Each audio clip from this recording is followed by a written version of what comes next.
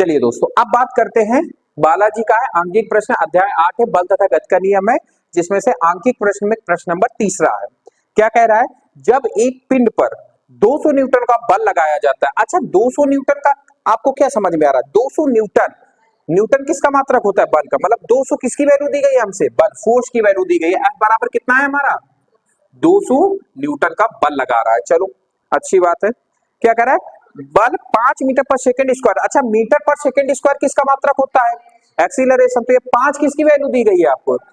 त्वरण की, एक्सीलरेशन की, त्वरण की दी गई है 5 मीटर पर सेकंड स्क्वायर। अब आपको समझ में आ गया ना कि जो वैल्यू दी गई होती है इनको हम कैसे पहचानते हैं?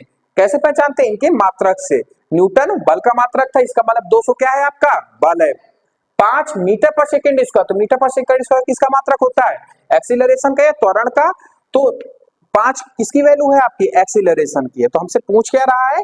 हमसे कह रहा है उत्पन्न करता है तो पिंड का द्रव्यमान क्या होगा, मतलब हमसे मास पूछ रहा है कि इसका द्रव्यमान क्या होगा। तो वही वाला फॉर्मूला घिसा पिटा, F बराबर m इंटू ए। एफ कितना दिया गया है? 200 न्यूटन का। m कितना दिया गया है मुझे निकालना है, और एक्सीलरेशन कितना है? 5। अच्छा, ये इधर गुणे में है, इधर काहे में आएगा? भाग में आ जाएगा। तो m बराबर 200 भागे 5, तो सॉल्व करेंगे तो कितना आ जाएगा? 40। और मास है तो क्या लिखेंगे हम लोग? किलोग्राम, केजी लिख देंगे।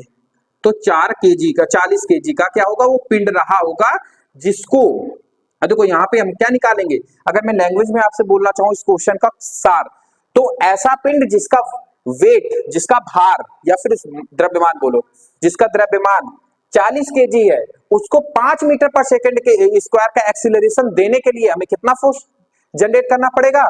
200 न्यूटन का हाईली फोर्स लगाना पड़ेगा। ठीक है, समझ में आई बात कि नहीं? ये क्वेश्चन आपको समझ में आया ना? ये बहुत सरल क्वेश्चन है, ज्यादा टिपिकल क्वेश्चन नहीं है, है ना? चलो इनको नोट कर लो, फिर नेक्स्ट क्वेश्चन बताते हैं, क्वेश्चन नंबर 4।